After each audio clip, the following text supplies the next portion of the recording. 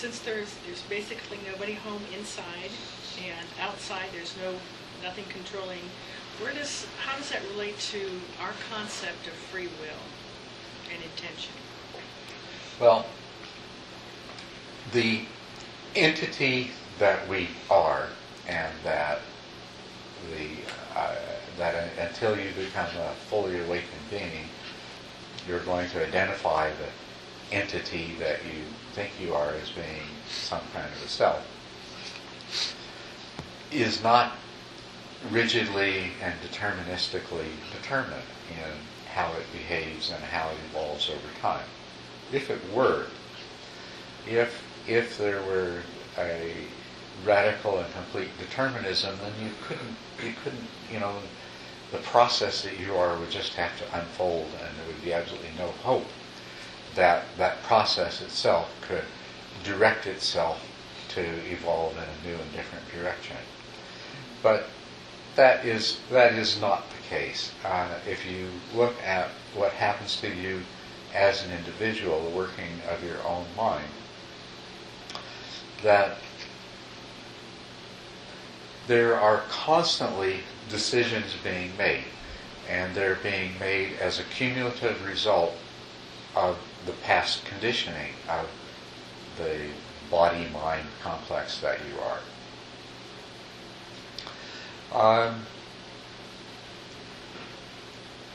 And that you are a complex entity of many parts.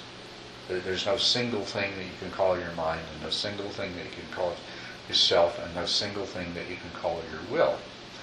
But each decision you make is an outcome of many different past experiences and many different mental processes that have developed as a result of those past experiences. Call them impulses or tendencies. So any kind of choice that arises and that is made, and this is constantly happening moment by moment, is basically the outcome of measuring these different impulses and tendencies against each other. For a huge proportion of these,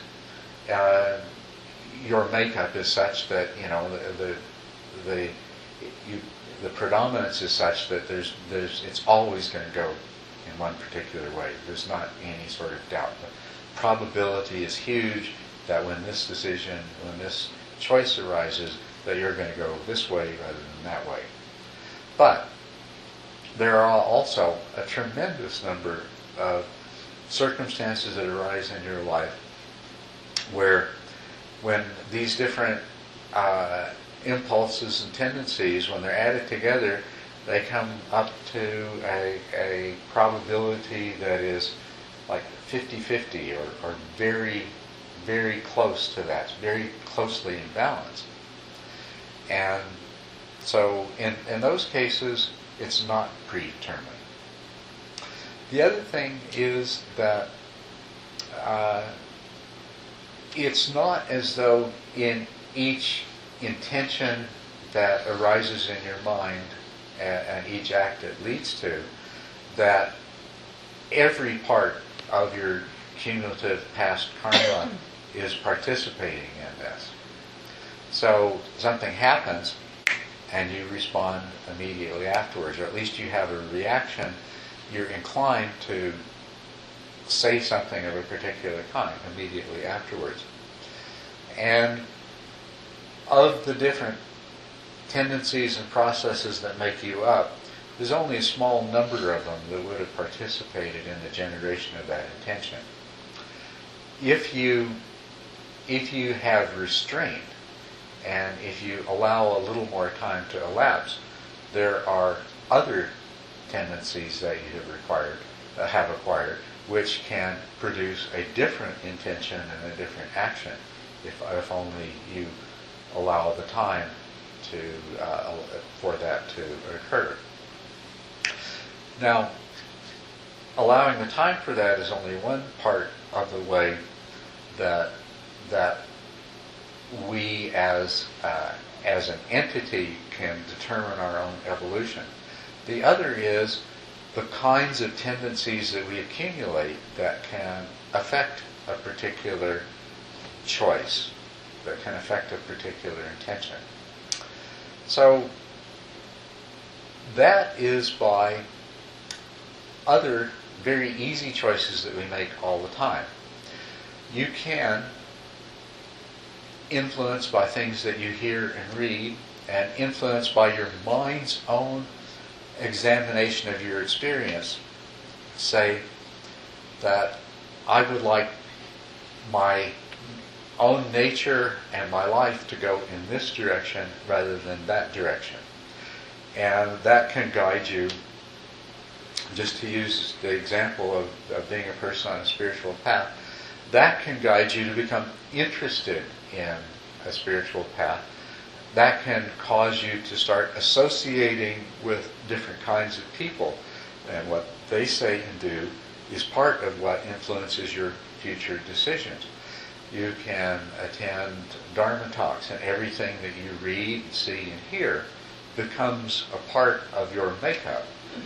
And so you can, in all kinds of very gentle, subtle, easy ways, influence the makeup of who and what you are through positive influences, through easy choices. You know, when you're at something that's like a 50-50 choice of go to a Dharma talk or watch porn on the internet, you know.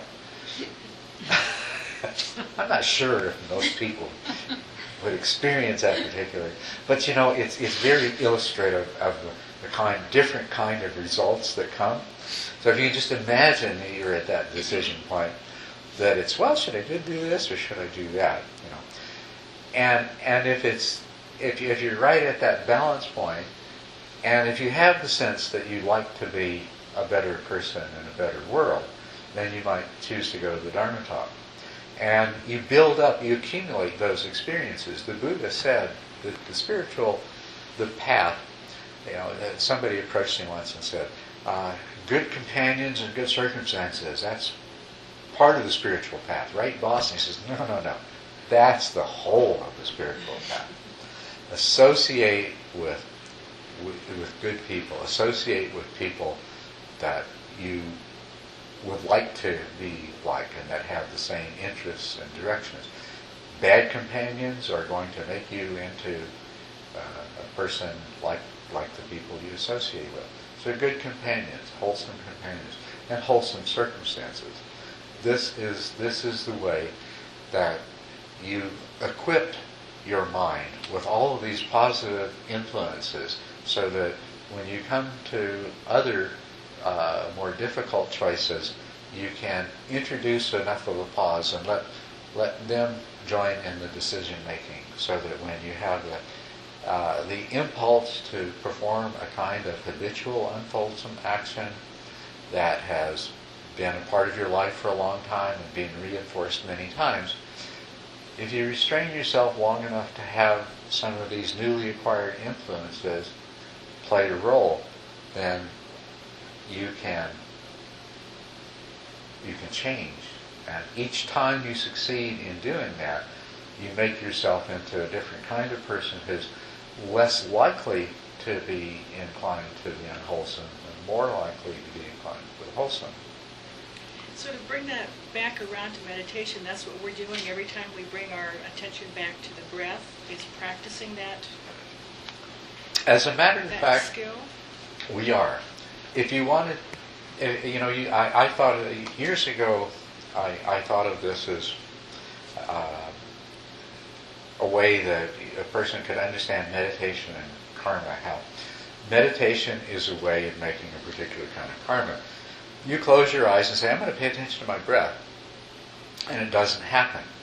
Well, it's because your mind is conditioned in such a way that you're going to end up thinking about other things instead. Well, that's karma and the results of karma. But if you sit down and you repeatedly, each time your mind is carried away, when that moment comes when you recognize that it's carried away, there you have a choice. You can say, oh, I want to go back to planning my great project. That's more fun than watching my breath. Or, no, I want to learn to do this and achieve the kind of results that I see in my new companions that I associate with. Right? So that's the kind of choice. That's a creating of karma. Whenever, every single time that choice arises, and every time you choose to bring your attention back to the breath, you are creating the karma to be a person whose mind responds to intention. And after a while, the effect of that cumulative karma is you'll be a person who, when they sit down, that they have the karma that their mind responds to their intention, but it's not just when they're sitting down. When they're in their daily life, their mind will also respond to intention. And this creates a possibility for that mindful awareness, for that discovery of the way things are, and for that ability to shift the way things tend to go. So, meditation is a perfect example of, you start out with the karma not to be able to meditate, and you create the karma to be a person who meditates successfully. But it applies to everything else. You start out as a person who's working as a hitman for the mafia, and you end up being somebody who helps little children. And yes. That's wonderful how you explain karma. I've never heard that before like this. But I have a question to karma. Yeah. When the Buddha talks about the intention of karma in this lifetime, so he's not talking about the next lifetime. It's really about now, right? Creating that next moment, next future moment with the right intentions. Well, it is the same thing, and this is a subtle sort of thing. Because remember, the Buddha was teaching in a society where everybody believed in reincarnation. That when they died, that they were a person, an entity, a self, a kind of soul, that would be reincarnated again. And that would be the same self and person. So as he did so often, he appropriated the common idea and subtly shifted it. He said, well, I don't teach reincarnation, but I teach rebirth. All he did was choose different words. And so people said to him, rebirth, what does this mean? And he says that because he was also teaching that there is no self. And so the question also comes up, if there is no self, then who or what is reborn? And he says, when I say rebirth, I mean that those karmic predispositions are what is reborn. So,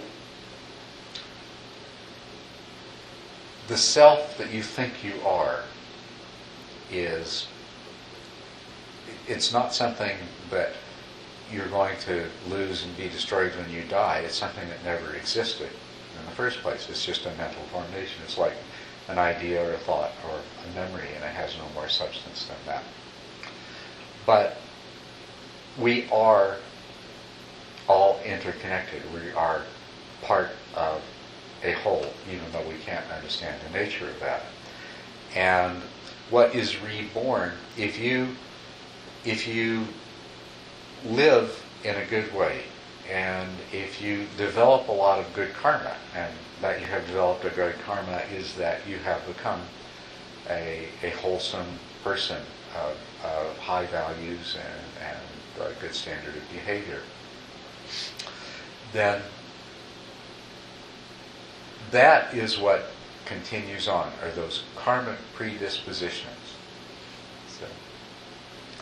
And so, in that regard, by saying, when the Buddha said, what is reborn, and the only thing that is reborn is your karmic predispositions, then you can see that that's the same thing that we're talking about, that the person that you are a year from now is determined by your past experiences. And when you wake up some morning a year from now, you are that kind of person. That's like being born that day. You wake up in the morning and this is the kind of person you are. And you could look into the past and you could see how your karma caused you to wake up as that kind of person. And so you can think of rebirth in the same sense.